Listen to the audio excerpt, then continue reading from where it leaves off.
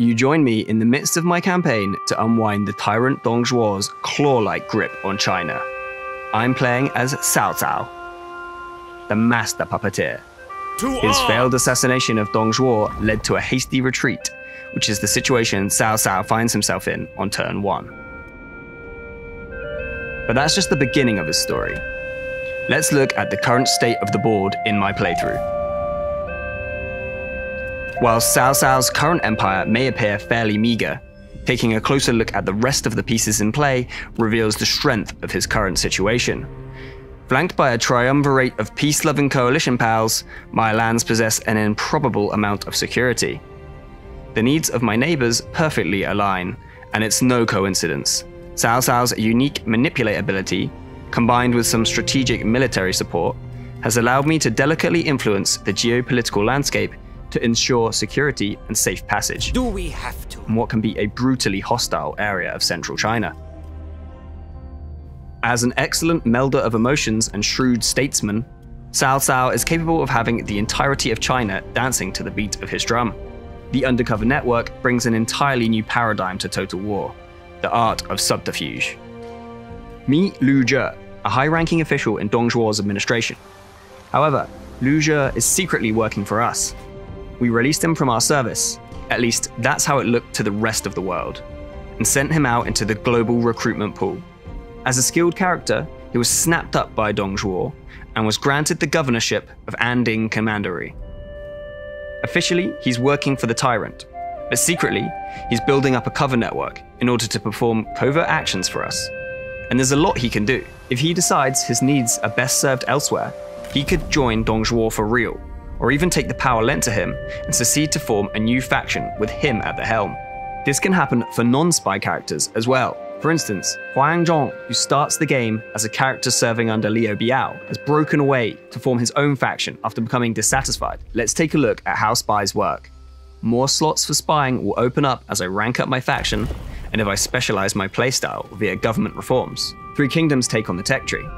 I'll complete the dedicated spy network reform and free up another slot for spying, so it's time to turn my attentions to other threats to my power, including some of my allies. After deploying a spy to any of the factions, they will sit in the recruitment pool awaiting employment to lead an army or take a place in the court. In this state, the spies can still garner a more detailed overview of an enemy faction's statistics, but have no agency to otherwise impact the faction. Clever utilization of spies can help me stay 10 steps ahead in my quest to unite China and mitigate the chances of an ally double-crossing me due to an incoming expansionist faction leader who has little sentimentality towards me compared to his predecessor. Don't forget to cast an ever-vigilant eye over your own character pool, because rival factions can and will install their own spies into your recruitment pool. In fact, I have my own fair share of concerns over this Dong Zhuo alumnus. Spies use two resources that dictate the level of power and risk they have within an enemy faction. The first, undercover network points, are shared between your spies per faction, and represent the support system of allies, safe houses, and resources for your spies. Cover points are individual to each spy and signify the quality of your spy's fake identity. Before we pull the trigger, let's browse the range of choices in the subterfuge toolset that Cao Cao could opt for.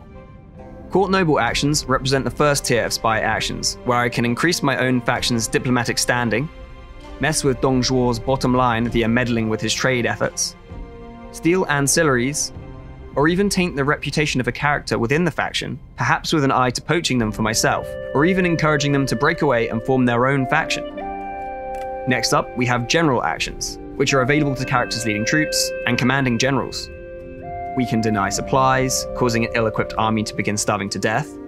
We can leak marching orders, making a faction more vulnerable to an ambush, or just straight up poison the military provisions, causing immediate casualties to the army in question. As the governor of Anding, Lu Zhe has access to the administrator spy actions. I plan to have him hand over the keys to the region to Cao Cao, but lower cost options could hand me various different advantages in taking the province via military means. For now, let's stick to our master plan and put the settlements of Anding under our control. It is advisable to keep a buffer of cover and network points, as triggering high-risk actions can lead to dilemmas which cost these resources and put the survival of your trusted spy on a knife edge. Looks like a rival politician in the Anding region has made Lu Zhe's escape unlikely. But as I need this land, I'm willing to sacrifice my spy for it. He was caught as he fled Anding, but Dong Zhuo, the merciless warlord, has chosen to spare him. It is possible he was just in a good mood, but there's a very real chance that Dong Zhuo has taken control of Yu Zhe and sent him back as a double agent within my own faction. I will have to treat him with a certain level of suspicion from now on. Granting him too much power could see Dong Zhuo play me at my own subterfuge game, whereas failing to give him the plaudits and responsibilities he deserves after his heroic effort behind enemy lines could also see him leave my faction and rejoin the real friends he made fighting in Dong Zhuo's ranks. These are intricacies of the all-new Guanxi system, another revelation for the Total War formula. Make sure to subscribe for the upcoming video where we'll take a deep dive into the new layers of complexity this adds to your playthroughs. Dong Zhuo's heir and deadly warlord Lu Bu is ready to eliminate the dissidents and return the province to its former owner. Perhaps this region isn't truly the object of Cao Cao's desires. Cao Cao himself is at the heart of my real plan. Taking control of the Han Emperor, located here in Chang'an, means taking control of the entirety of the Han Empire, as Dong Zhuo does now. My master plan, many turns in the making, involved taking control of the Nanyang province, with its strategically valuable valley back door into Chang'an. If my covert capture of the Anding region hasn't left Dong Zhuo diverting the bulk of his military might northwards, then let's crank up the pressure one more notch to give Dong Zhuo yet another distraction. I'll spend some of Cao Cao's credibility to employ his unique ability to incite proxy wars, to create one last distraction to keep Dong Zhuo guessing. Dong Zhuo is a vicious warlord who almost everyone hates, but he has taken steps to avoid the ire of Huang Zhong due to his proximity to the child emperor. By manipulating the two faction leaders, I can force them to clash, giving me the final opening I need for my shot at uniting China under my banner. But that's not all spies are capable of. If a spy gets adopted into a warlord's family, they'll gain access to the most powerful spy actions in the entire game. These options allow you to destabilize the delicately poised political landscape and cause chaos on a global scale. In the case of Dian Wei here, if your spy is the heir and they kill the leader, they take control of that faction. Jumping forward to when my spy has regained their cover, he can attempt to hand over the faction to me. This will trigger a civil war to break out between those loyal to them and those loyal to the old ways.